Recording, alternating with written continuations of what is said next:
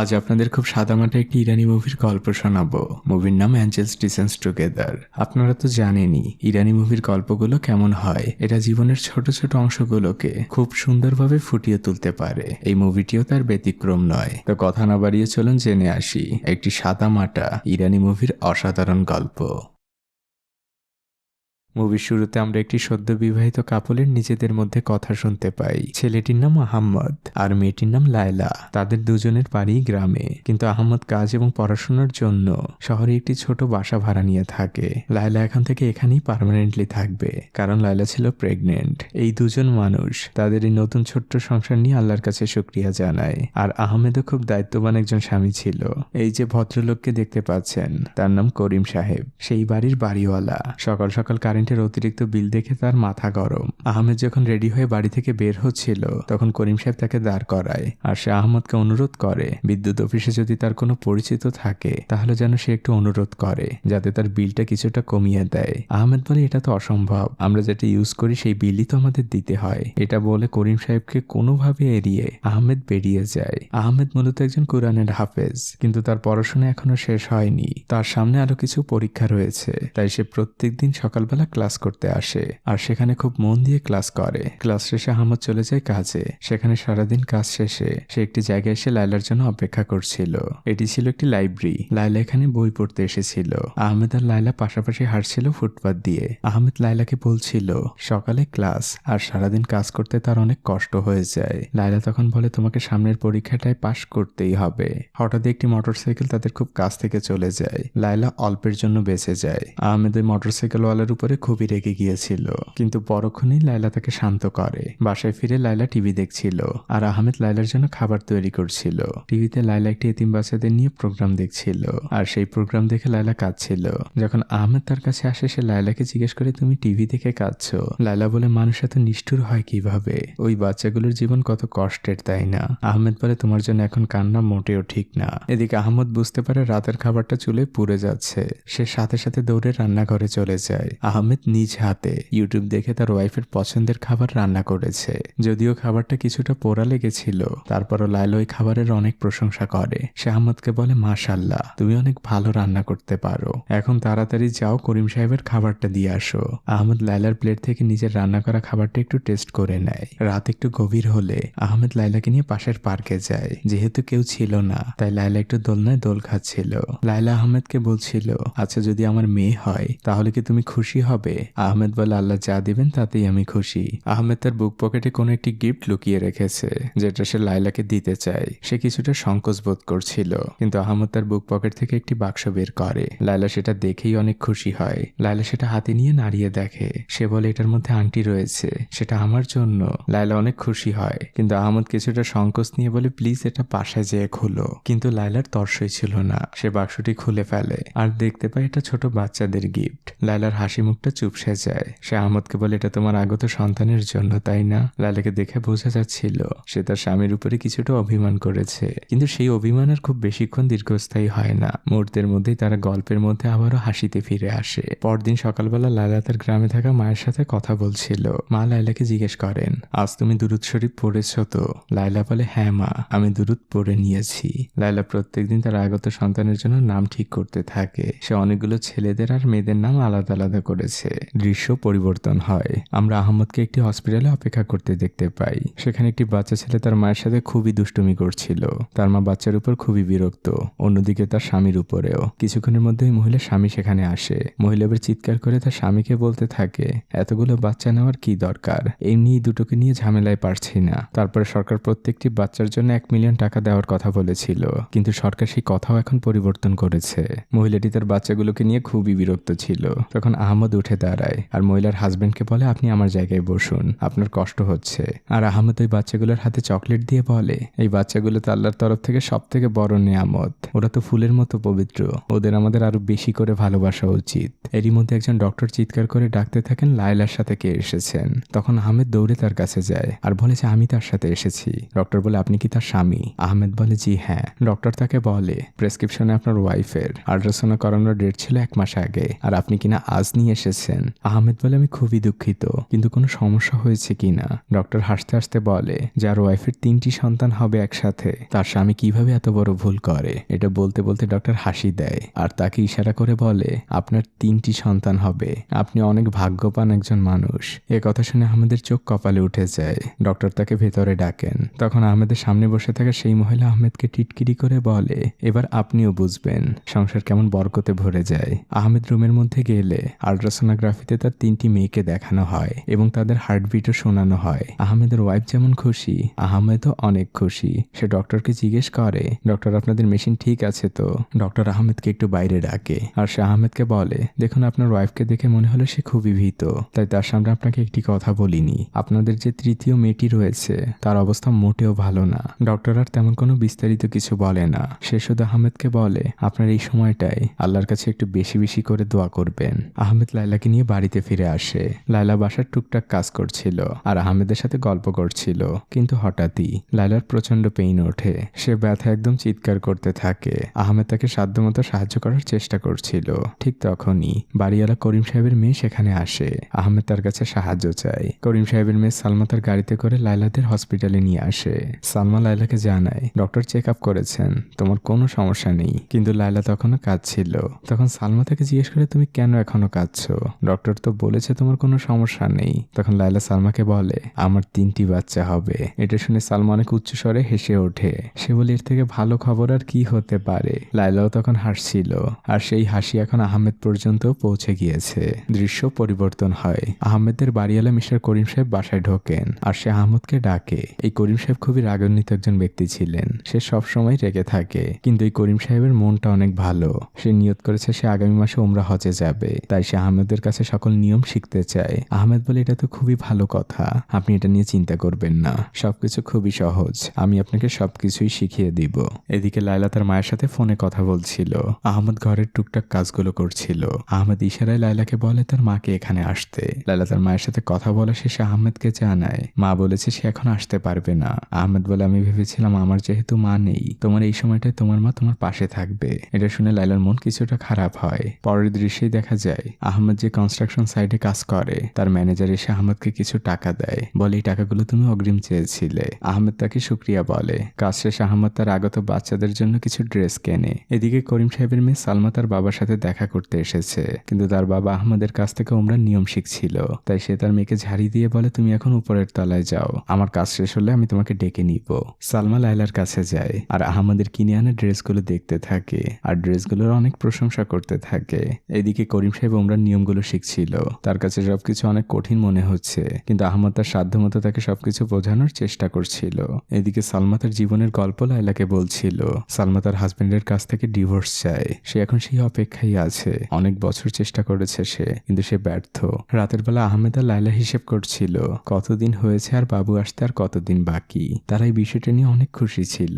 দৃশ্য পরিবর্তন হয়। সকালবেলা করিম সাহেব বাসার সামনেই বসেছিলেন। তিনি একটি বই পড়ছিলেন আর অন্যদিকে আহমেদ তার ব্যাগগুলো গাড়িতে ওঠাচ্ছিল।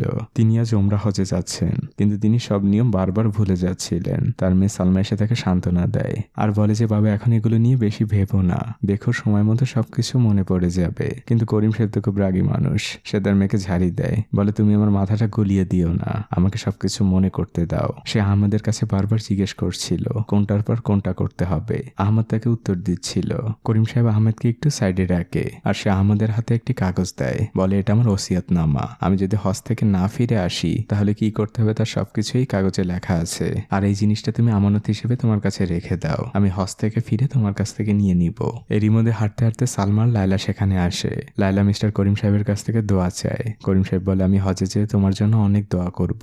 এটা বলে করিম সাহেব গাড়িতে করে রওনা হয়ে যায় এয়ারপোর্টের দিকে। পরদিন সকালবেলা লাইলা কাপড় শোকাচ্ছিল আর সালমা বাইরে যাওয়ার জন্য গাড়িতে রেডি হচ্ছিল।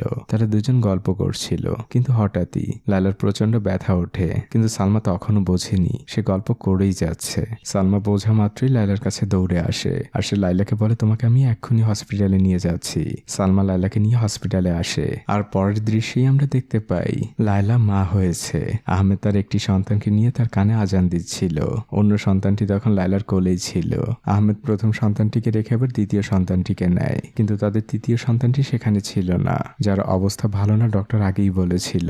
আহমেদ বুঝতে পারে লাইলার মনের অবস্থা। আহমেদ লাইলাকে বলে ডক্টর বলেছে ও ঠিক হয়ে যাবে, ওকে অক্সিজেন দেওয়া হচ্ছে, তুমি শুধু ওর জন্য দোয়া করো। আহমেদ ডক্টরের কাছে যায়। ডক্টর তাকে তার তৃতীয় মেয়ের কথা জানায়। বাচ্চাটিকে অক্সিজেনের ঘরের মধ্যে রাখা হয়েছে, তাকে আইসিইউতেও নেওয়া লাগতে পারে। আহমেদ দূর থেকে তার বাচ্চা মেয়েটিকে দেখছিল। ডক্টর একটি প্রেসক্রিপশন আহমেদের হাতে দেয় আর তাকে কিছু ওষুধ নিয়ে আসতে বলে। আহমেদ ওষুধগুলো আনার জন্য গাড়িতে করে বেরিয়ে পড়ে। এদিকে আমরা লাইলাকে দেখতে পাই। সে তার তৃতীয় মেয়ের কাছে এসে প্রচন্ড কান্নাকাটি করছিল। সে বলে, মার উপর অনেক রাগ করে আছিস, কতক্ষণ ধরে অপেক্ষা করছি তোকে কোলে নিব বলে, কিন্তু এদিকে তুই তোর নিজের জীবনের সাথে লড়ছিস। লাইলা কাঁদতে কাঁদতে ওই রুম থেকে বের হয়। আহমেদ তাকে সান্ত্বনা দেয়। এদিকে দেখা যায় লাইলার মামা মামি তার সাথে দেখা করতে এসেছে। তারা লাইলাকে অনেক অভিনন্দন জানায়। এর 2 দিন পরে লাইলারা বাড়িতে ফিরে আসে। তাদের তৃতীয় সেই মেয়েটির নাম দিয়েছিল নার্গিস। নার্গিস এখন কিছুটা সুস্থ। আহমেদ এবং লাইলা দুজনে সমানভাবে বাচ্চাগুলোর খেয়াল রাখে। লাইলা একজনকে গোসল করিয়ে দেয়, আহমেদ আরেকজনকে নিয়ে অপেক্ষায় থাকে। এভাবেই তারা নিজেদের কাজগুলো ভাগ করে নিয়েছে। পরদিন আহমেদ যেখানে কাজ করে সেখানকার বস এসে আহমেদকে বলে, পাশের বিল্ডিং এর ইঞ্জিনিয়ার সাহেব তোমাকে খুঁজছিল, মনে হয় তোমাকে দিয়ে কোনো কাজ করাবেন। আহমেদ বলে ঠিক আছে। লোকটি আহমেদকে বলে, তুমি একটা কথা মনে রেখো, আগে তুমি আমার কাজ শেষ করবে, তারপর কিন্তু অন্যের কাজ। আহমেদ বলে, ওটা নিয়ে আপনি চিন্তা করবেন না। পরের দৃশ্যেই দেখা যায় আহমেদ সেই ইঞ্জিনিয়ার সাহেবের সাথে দেখা করেছে। সেই ইঞ্জিনিয়ার আহমেদের অনেক প্রশংসা করছিল, কিন্তু সে আহমেদকে দিয়ে কোনো সাধারণ কাজ করাতে চায় না। সে আহমেদকে তার মুভিতে অভিনয় করাতে চায়। আহমেদ বলে, দেখুন আমার পরিবার মুভি অনেক পছন্দ করে, কিন্তু আমার ব্যক্তিগতভাবে অতটা পছন্দ না। তখন ইঞ্জিনিয়ার সাহেব আহমেদকে বলে, তুমি শুধু গল্পটা একবার পড়ে দেখো, যদি তোমার ভালো লাগে তাহলে তুমি কাজ করো। আহমেদ বলে, শুধু পড়লেই হবে? ইঞ্জিনিয়ার সাহেব বলে, হ্যাঁ, তুমি গল্পটা তো আগে পড়ো।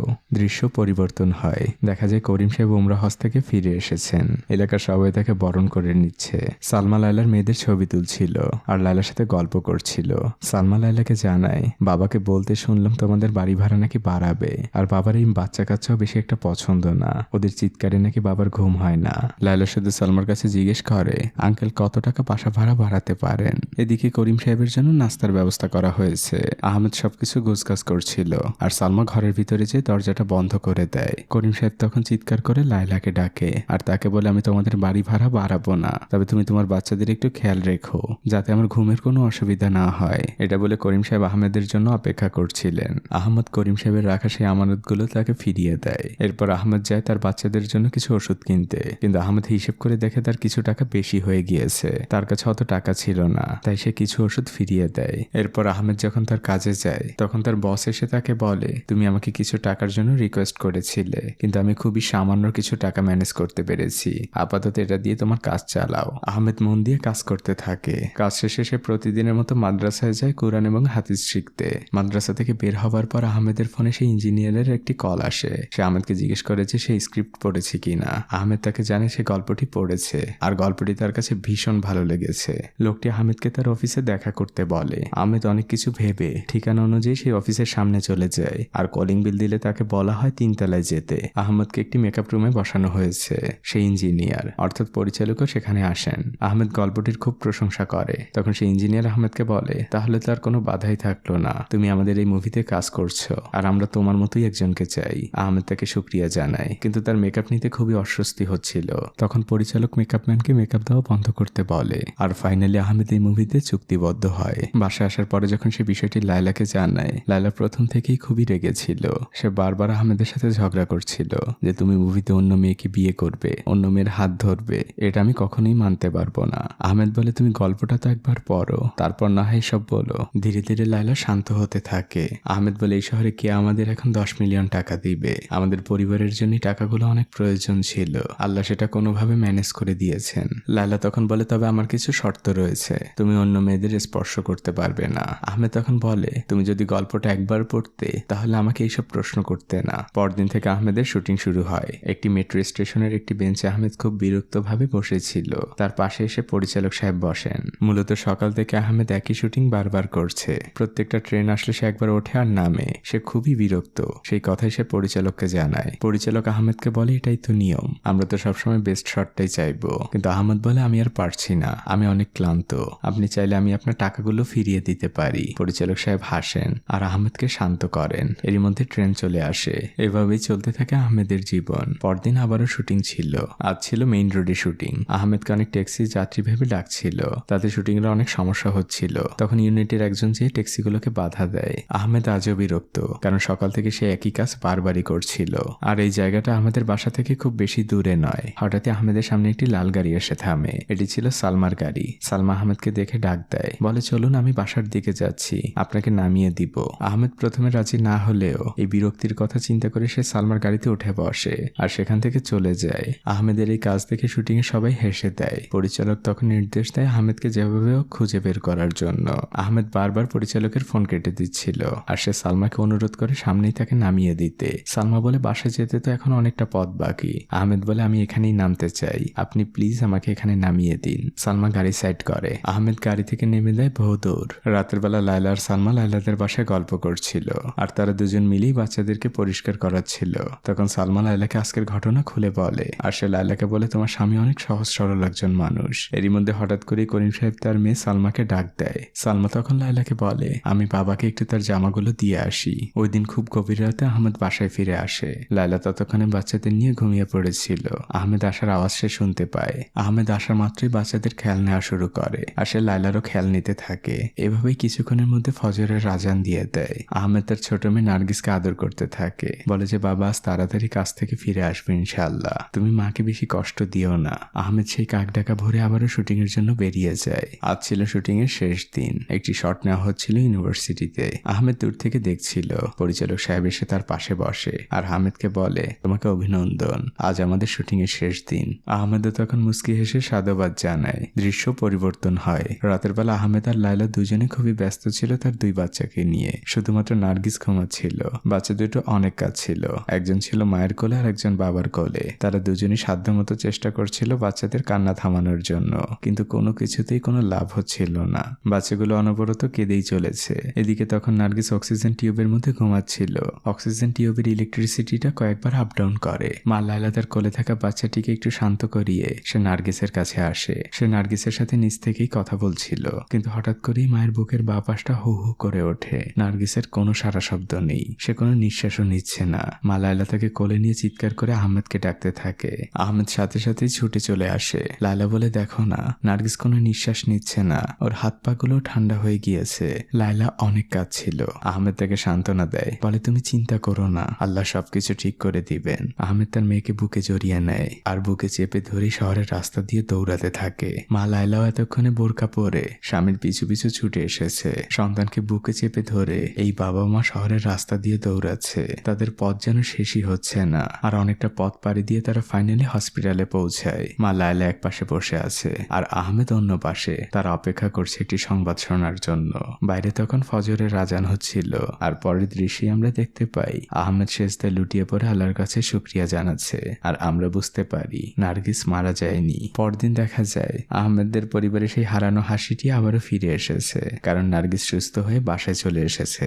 সুস্থতা যে আল্লাহর দেওয়া এক বড় নিয়ামত, এমন সিচুয়েশন গুলোতেই খুব ভালোভাবে বোঝা যায়। আহমেদ তার বাচ্চাদের কাপড়গুলো শুকানোর জন্য বাইরে বের হয়। করিম সাহেব তখন একটি ম্যাগাজিন পড়ছিলেন। তিনি আহমেদকে দেখেই বলে তুমি অনেক চালাক একজন মানুষ। বাড়ি ভাড়া নেওয়ার সময় বলেছিলে মাদ্রাসায় পড়ো, আর এখন দেখছি ফিল্মের স্টার। এটা বলে আহমেদের হাতে সেই ম্যাগাজিনটি দিয়ে করিম সাহেব সেখান থেকে চলে যায় আর দূর থেকেই চিৎকার করে বলে আমাকেও তো তোমার মুভিতে একটু নিতে পারতে। আহমেদ ম্যাগাজিনের ফ্রন্ট পেজে নিজেকে দেখে খুবই অবাক হয়ে যায়। সে স্থানীয় একটি ছোট দোকানে যায়। সেখান থেকে অলরেডি মানুষ সেই ম্যাগাজিনটি কিনতে শুরু করে দিয়েছে, কিন্তু তারা এখন আহমেদকে চিনে না। এদিকে আহমেদ যখন বাসায় ফিরে আসে, লায়লা তার সাথে প্রচন্ড ঝগড়া করছিল, কারণ ওই ম্যাগাজিনে আহমেদের সাথে আরো 3-4টি মেয়ের ছবি ছিল। আহমেদ তাকে বোঝানোর চেষ্টা করছিল এই ছবিগুলো একসাথে তোলা নয়, এগুলো আলাদা তুলে একসাথে করা, কিন্তু লায়লা খুবই অভিমান করেছে। সে অনেক কষ্ট পেয়েছে আহমেদের উপর। সে কোনো কিছুই শুনতে রাজি না। তখন রাগ করে আহমেদ চিৎকার করে ওঠে। লায়লা সেখান থেকে চলে যায়। সে তার বাচ্চাদের আর ব্যাগগুলো গুছিয়ে নিচ্ছিল।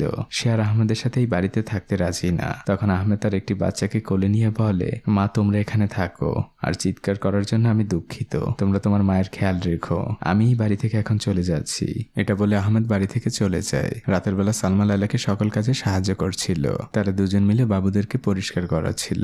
সালমা লায়লাকে বুঝায় আহমেদ সাহেব অনেক ভালো একজন মানুষ, তিনি তোমাকে এবং বাচ্চাদের অনেক ভালোবাসেন, তাই বেশিক্ষণ তোমরা অভিমান করে থেকো না। এদিকে আমরা আহমেদকে দেখতে পাই। সে তার একজন শিক্ষকের বাসায় এসে ওই রাতটা আশ্রয় নেয়। পরদিন সকালবেলা যখন আহমেদ বাইরে বের হয়, সে তার সহপাঠীদের সালাম দেয়, কিন্তু কেউই তার সালামের কোনো উত্তর দিচ্ছিল না। সবাই আহমেদকে অ্যাভয়েড করছিল, কারণ সবাই আহমেদের সিনেমার কথা জেনে গিয়েছে, কিন্তু আহমদ তার শিক্ষককে সকল বিষয় খুলে বলেন। শিক্ষক আহমদকে বলে, তুমি চিন্তা করো না, আল্লাহ সবকিছু ঠিক করে দিবেন। তখন বাইরে দাঁড়িয়ে থাকা আহমেদের কিছু সহপাঠী নিজেরা আহমেদকে টিটকিরি করছিল।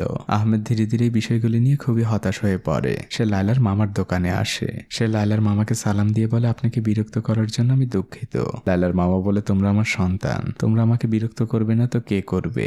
আহমেদ বলে, আপনি তো নিশ্চয়ই সবকিছু জানেন। তখন লায়লার মামা আহমেদকে বলে, আমি সবকিছুই শুনেছি, আর তোমাকে একটু উপদেশ দেই। স্বামীদের উপর স্ত্রীদের অভিমান খুব বেশিক্ষণ থাকে না, তারা খুব সহজেই ক্ষমা করে দেয়, কিন্তু তারা বুঝতে দিতে চায় না। আর আমাদের স্বামীদের দায়িত্ব হচ্ছে স্ত্রীদের মনটা বোঝা। এটা বলতে বলতে লায়লা সেখানে চলে আসে। লায়লা দোকানের মধ্যে ঢুকেই সালাম দেয়। আহমেদও সালামের উত্তর দেয়। লায়লার মামা দুজনকে আলাদাভাবে কথা বলার স্পেস দিয়ে দোকান থেকে বেরিয়ে যায়। লায়লা তখন হাসি মুখে আহমেদকে বলে, আপনার মেয়ে নার্গিস আপনাকে অনেক মিস করছিল। এটা বলার সাথে সাথে আহমেদ তার মেয়ে নার্গিসকে নিজের কোলে নিয়ে নেয়। আর আমরা বুঝতে পারি লায়লা আহমেদের প্রতি সকল অভিমান ভুলে গিয়েছে। আর এভাবেই কেটে গিয়েছে অনেকগুলো দিন। বাচ্চাগুলো এখন আগের থেকে অনেক বড় হয়ে গিয়েছে। লায়লা আর আহমেদ দুজনে মিলেই বাচ্চাদের সকল খেয়াল রাখে। তারা সংসারের সকল কাজ ভাগাভাগি করে। আর আহমেদ এখন তার পুরনো সেই ইলেকট্রিশিয়ানের কাজেও ফিরে গিয়েছে। আর মুভিটি এই দৃশ্যের মধ্যে দিয়ে শেষ হয়ে যায়। আসলে প্রত্যেকটি মানুষের জীবনে একটি সিনেমার গল্পের মতো, তার বাস্তব উদাহরণ এই মুভিটি। এখানে মানুষের জীবনের খুব ছোট একটি অংশ দেখানো হয়েছে, যেখানে একদিকে ছিল যেমন অনেক কষ্ট, অভাব, দুশ্চিন্তা, ঠিক অন্যদিকে ছিল সুখ, শান্তি আর আল্লাহর আনুগত্য। এই মুভিতে একটি লাইন ছিল, ধৈর্য হচ্ছে এমন একটি ফল যেটা পাথরকেও সোনায় পরিবর্তন করতে পারে। তো এই সাদামাটা সাবলীল গল্পটি আপনার কাছে কেমন লাগলো আমাকে অবশ্যই কমেন্ট করে জানাবেন। ভালো থাকবেন আপনারা। আজকের মতো বিদায়।